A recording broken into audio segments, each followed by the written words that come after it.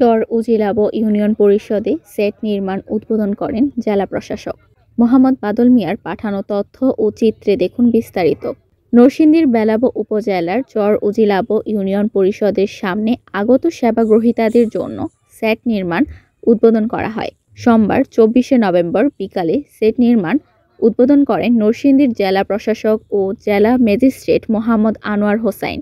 জেলা প্রশাসক ও জেলা ম্যাজিস্ট্রেট মোহাম্মদ আনোয়ার হোসাইন বলেন, চর উজিলাব ইউনিয়ন পরিষদ নতুন, এখানে অনেক কিছু কাজ এখনো বাকি আছে। এর মধ্যে সেবাগ্রহীতাদের জন্য 3 সেট মসজিদ নির্মাণ, ইউনিয়ন পরিষদের দেওয়াল নির্মাণ, ভূমি সেবা গ্রহণের জন্য সপ্তাহে 2-3 ভূমি অফিস খোলা রাখার আশ্বাস দেন। পরে চর উজিলাব ইউনিয়ন পরিষদের স্বাক্ষর বহিতে স্বাক্ষর করেন।